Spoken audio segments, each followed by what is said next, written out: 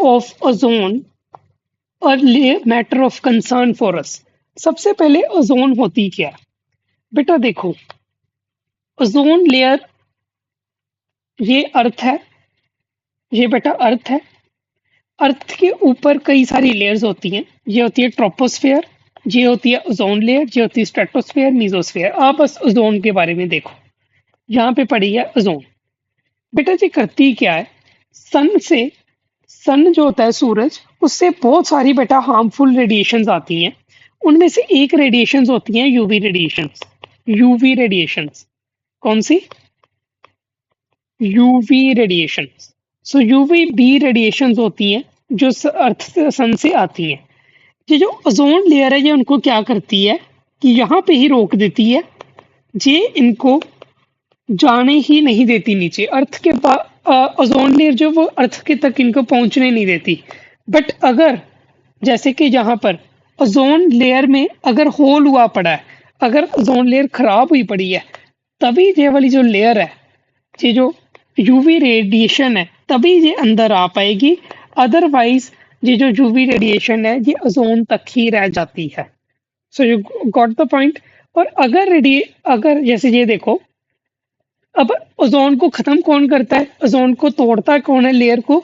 ये क्लोरोफ्लोरोकार्बन्स, हाइड्रोक्लोरोकार्बन्स, ये ओजोन को खत्म कर रहे हैं। देखा बेटा?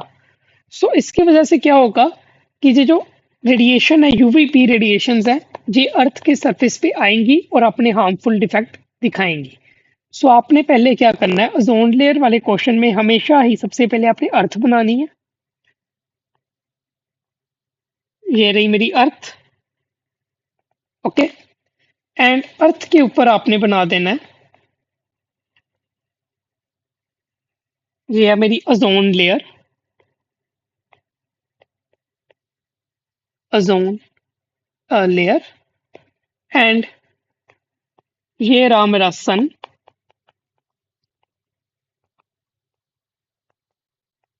सन बना भेज रहा है यूवी बी रेडिएशंस, लेकिन ओजोन जो है उनको अर्थ तक जाने नहीं दे रही। ठीक है बेटा? सो ये आपने बना दिया। अब इसके बारे में थोड़ा सा लिख लेते हैं। सो ओजोन लेयर, सो बेटा ये डायग्राम बना लिया, okay. So now coming to question, ozone layer. बेटा ओजोन लेयर का फॉर्मूला क्या होता है? O3। ठीक है? At higher levels of atmosphere, at higher levels of atmosphere, shield करती है अर्थ को। शील्ड करना यानी कि बचाना, प्रोटेक्ट करना, प्रोटेक्ट अर्थ फ्रॉम, किससे प्रोटेक्ट कर रही है? यूवी बी रेडिएशन से, from harmful UVB radiations, harmful UVB radiations from sun. ठीक है? जो कि सन से आ रही हैं उनसे बचा रही है। अगर ओजोन लेयर में कोई होल हो जाए, now write down, depletion in layer of ozone. तो डिप्लीशन होगा कहाँ, कैसे? पहले तो नाउ ये रही मेरी अर्थ,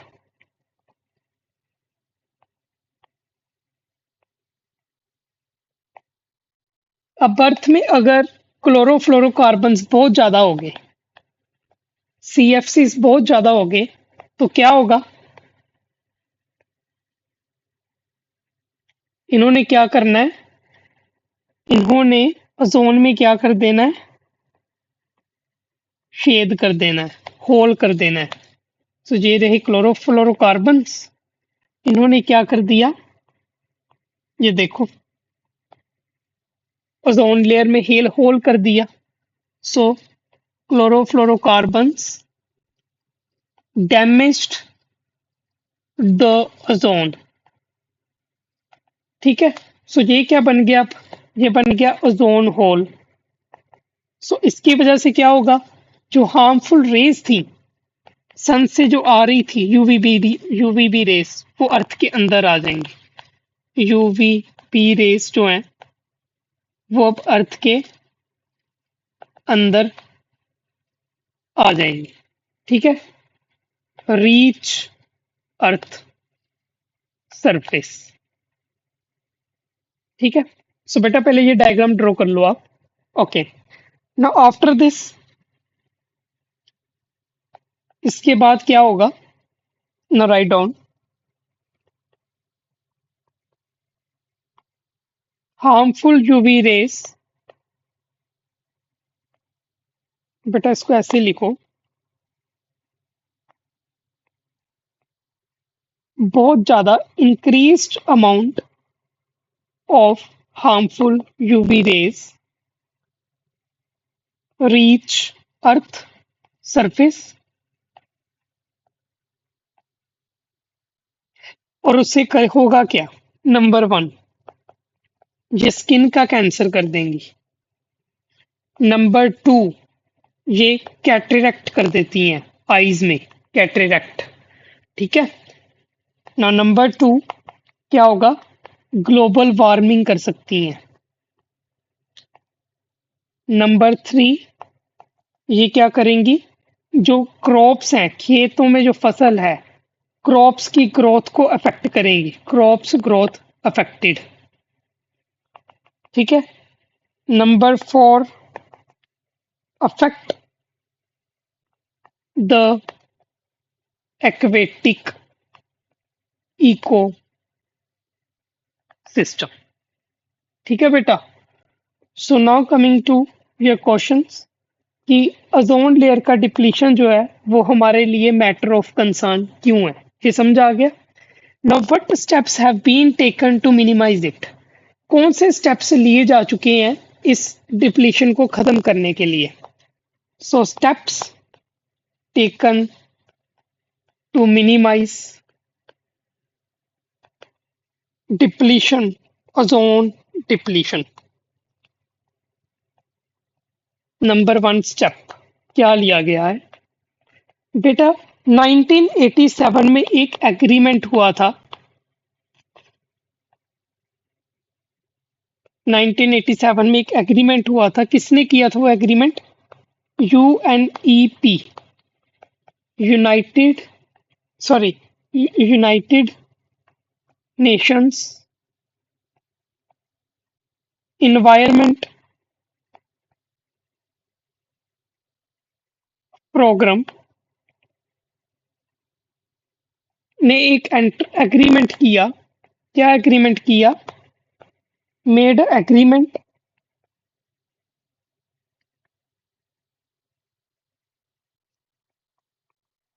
to stop production of, sorry stop नहीं, उन्होंने कहा कि हम अब सीएफसी जो है उनकी प्रोडक्शन को कम करेंगे, जितनी है उतनी ही रहने देंगे। To freeze production of chlorofluorocarbons, यानी कि क्लोरोफ्लोरोकार्बन्स की अब जो प्रोडक्शन है वो इंक्रीज नहीं होनी चाहिए, जितनी है उतनी ही रहे। ठीक है, एंड नंबर टू, उन्होंने ये भी कहा कि अब से क्लोरोफ्लोरोकार्बन फ्री रेफ्रिजरेटर्स, पहले जो फ्रिजेस आती थी उनमें क्लोरोफ्लोरोकार्बन होते थे, तो उन्होंने कहा कि जो अब से जो रेफ्रिजरेटर आएंगे, फ्रिजेस आएंगी, उनमें सीएफसी नहीं होगा। सो अब ये मैंडेटरी है, इट इज मैंडेटरी, जरूरी है फॉर ऑल कंपनी, सभी की सभी कंपनीज के लिए, to make CFC free refrigerators. ठीक है बेटा, so this is all about your ozone layer.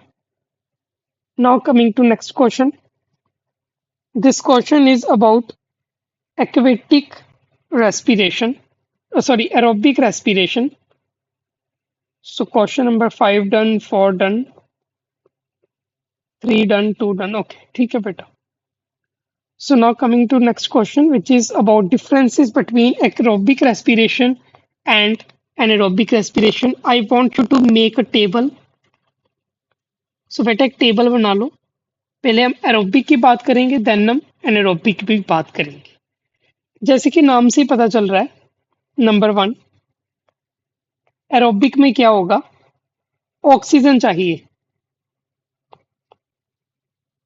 Oxygen is required. इसमें ऑक्सीजन नहीं चाहिए. Oxygen not required. Number two, ये कहाँ पे होता है? Takes place in mitochondria plus cytoplasm. पता है ना, साइटोप्लाज्म में ग्लाइकोलिसिस वाला ही प्रोसेस तक चलता है, उसके बाद जो है वो माइटोकॉन्ड्रिया का रोल आता है. Takes place in cytoplasm only. उसके बाद नंबर थ्री, ये हायर प्लांट्स में होता है या फिर हायर ऑर्गेनिजम्स में होता है.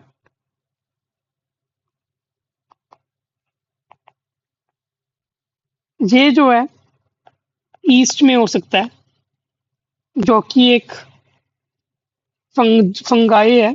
ठीक है. नंबर फोर, इसमें जो ऑर्गेनिक कंपाउंड्स हैं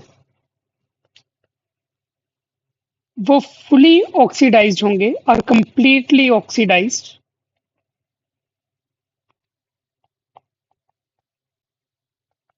इसमें जो कार्बन कंपाउंड्स हैं वो पार्शियली ऑक्सीडाइज्ड होंगे. Partially oxidised. Okay. Now coming to next point. Point number five, बहुत सारी एनर्जी रिलीज होती है. Large amount of energy is released. 38 ATPs release होती हैं.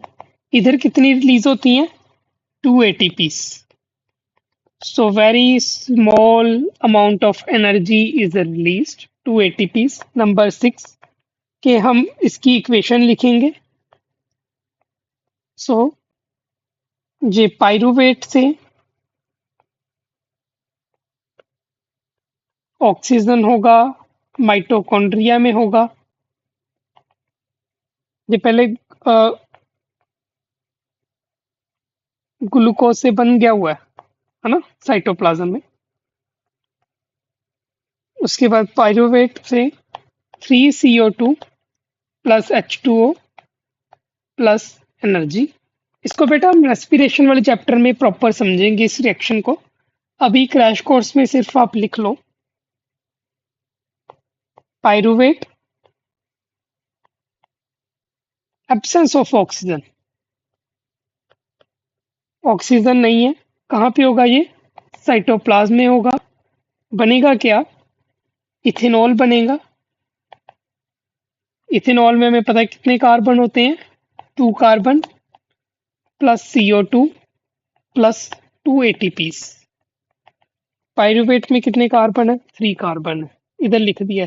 6 कार्बन थे ग्लूकोज में, 3 कार्बन है पाइरूवेट में. ये जो ग्लूकोज से जो पाइरूवेट बन रहा है, ये कहाँ पे हो रहा है? साइटोप्लाज्म में. ये हो रहा है माइटोकॉन्ड्रिया में. ठीक है बेटा. सो कितनी एनर्जी रिलीज हो रही है? 38 ATPs. Okay. So it is all about your this question. Now coming to next question, neuron. Okay बेटा. सो बेटा न्यूरॉन, न्यूरॉन का डायग्राम बहुत ही इंपॉर्टेंट है, सभी को आना चाहिए. बेटा न्यूरॉन का डायग्राम बनाने के लिए हमेशा आप पहले यू बनाओ ऐसे.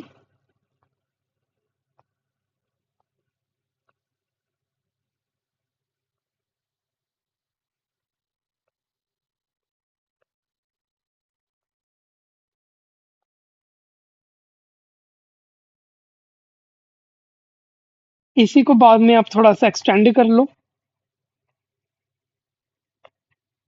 ठीक है बेटा।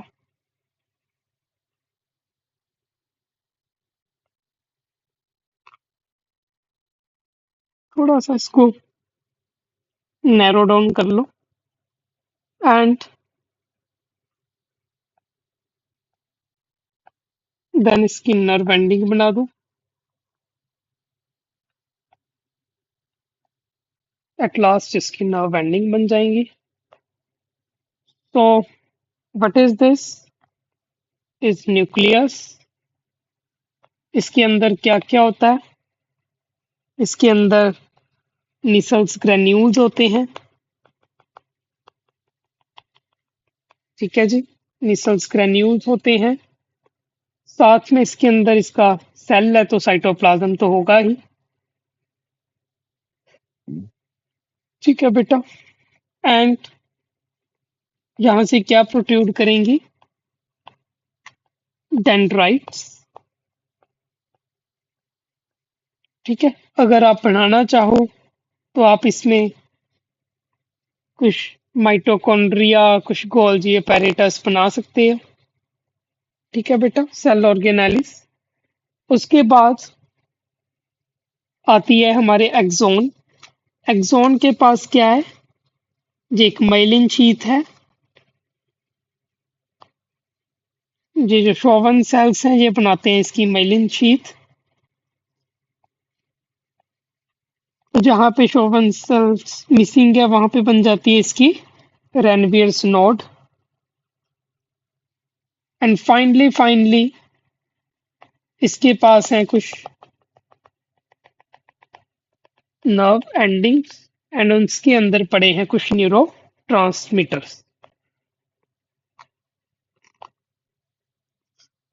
सो बेटा this is the basic diagram of a neuron. ठीक है बेटा। So let us make the nucleus of this myelin sheath. Okay, so these are dendrites. This is the nucleus. This is the Nissal's granules. It is the Schwann cells. It is then making the myelin sheath.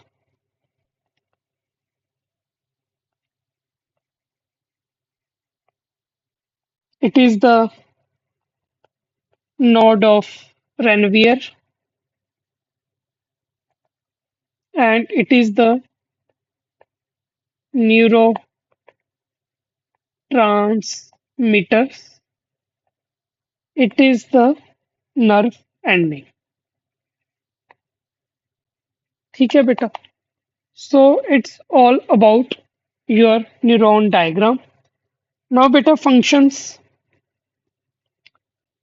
of neuron. So you can easily appreciate it is a neuron. It is cell body. So it is cell body. ठीक है बेटा, ये nucleus है cell body का। ये dendrites हैं सारे। ये क्या है? It is axon. एंड ये जो आपको दिख रही है जो नोड ऑफ रेनवियर है, ये क्या है? माइलिन शीथ है। ठीक है बेटा। So this all are dendrites neurons के बीच में साइनैप्स बन रहा है इनके। Okay, so now coming to functions. Now functions of neuron. बेटा क्योंकि ये 3 मार्क्स में क्वेश्चन है, अगर आपको डिटेल में पढ़ना है तो आप कंट्रोल एंड कोऑर्डिनेशन वीडियो में पढ़ सकते हो। यहाँ पे मैं थोड़ा शॉर्ट ही लिखवाऊंगा because the question is of 3 marks. So number 1, structural and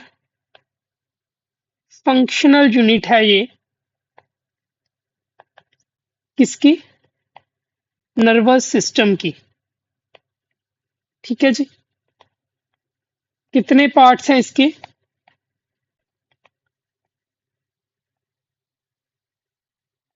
number 1 पे डेंड्राइट है, नंबर 2 पे सेल बॉडी है, नंबर 3 पे एक्सोन है, ठीक है, एंड नंबर 4 पे एक्सोन के अंदर ही नर्व एंडिंग है।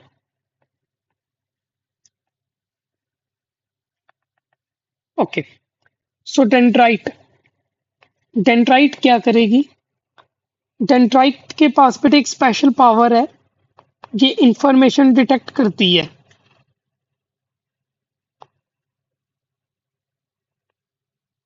डिटेक्ट्स इंफॉर्मेशन फ्रॉम इन्वायरमेंट, ठीक है जी। ये इंफॉर्मेशन जो है डिटेक्ट करती है, डिटेक्ट करके इंफॉर्मेशन क्या करेगी ये, उसकी केमिकल रिएक्शन होती है एक, ये जो इंफॉर्मेशन है ये कहाँ किसके पास जाएगी? सेल बॉडी के पास जाएगी। सेल बॉडी क्या करेगी? इस इंफॉर्मेशन की केमिकल रिएक्शन होगी इंफॉर्मेशन से, एंड एक इम्पल्स बन जाएगी, इलेक्ट्रिकल इम्पल्स इज जनरेटेड, ठीक है जी। अब ये जो इलेक्ट्रिकल इम्पल्स है ये कहाँ पे जाएगी? Sent to axon. अब एक्सोन क्या करेगा? ये जो एक्सोन है, अब ये एक्सोन पे आ गई इंफॉर्मेशन। सो एक्सोन क्या करता है? Sends this electrical impulse to nerve ending, nerve ending के पास जब आएगी तो क्या होगा? Release of neuro transmitters, release of neurotransmitter in synapse, and information passed to new neuron or muscle or gland. So it is all about the functions of axon. So सबसे पहले information आई थी dendrite के पास, dendrite ने वो information भेजी cell body के पास, cell body ने chemical reaction हुई, केमिकल रिएक्शन से एक इलेक्ट्रिकल इम्पल्स चली, इलेक्ट्रिकल इम्पल्स गई एक्सोन के पास, एक्सोन ने उसे भेज दिया नर्व एंडिंग के पास, नर्व एंडिंग में पड़ा है न्यूरोट्रांसमीटर, उसने न्यूरोट्रांसमीटर रिलीज कर दिया, न्यूरोट्रांसमीटर फिर अगले न्यूरॉन के पास जाएगा और जहाँ फिर ग्लैंड के पास जाएगा, जहाँ फिर मसल के पास जाएगा, एंड ये जो इंफॉर्मेशन है वो ट्रांसफर होती रहेगी। सो this is all about the functions of neurotransmitter, ठीक है बेटा। नाउ बेटा एक क्वेश्चन है कि साइनैप्स पे होता क्या है, ये अलग क्वेश्चन है। What happens at synapse? अब मैंने आपको बताया जो साइनैप्स है, साइनैप्स होता क्या है basically, what is synapse? Synapse देखो बेटा, ये एक न्यूरॉन है, पहले वाला न्यूरॉन 1, न्यूरॉन 2, ये न्यूरॉन 1 की नर्व एंडिंग है, ये न्यूरॉन 2 का डेंड्राइट है ना, ऐसा ही है। इनके बीच में एक जंक्शन बन रहा है, क्या बन रहा है? जंक्शन बन रहा है, उस जंक्शन को क्या कहते हैं? हम साइनैप्स कहते हैं, ठीक है। So write down,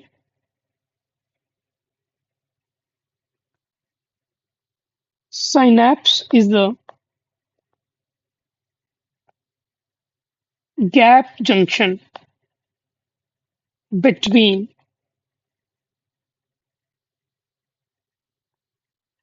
ends of axon of one neuron and dendrites of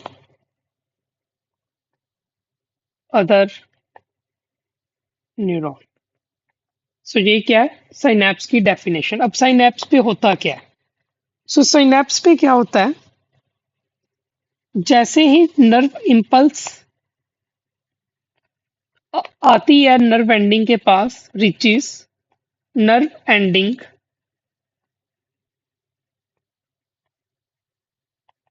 of first neuron, then what happens, neurotransmitters are released। ठीक है बेटा। सो न्यूरोट्रांसमीटर क्या हो जाएंगे, रिलीज हो जाएंगे इनटू साइनैप्स। फिर ये जो केमिकल्स हैं, ये जो न्यूरोट्रांसमीटर्स हैं, ये neurotransmitters cross the synaptic gap. ये जो साइनेप्टिक गैप है वो क्रॉस कर देते हैं and uptake by uptaken by dendrites of next neuron।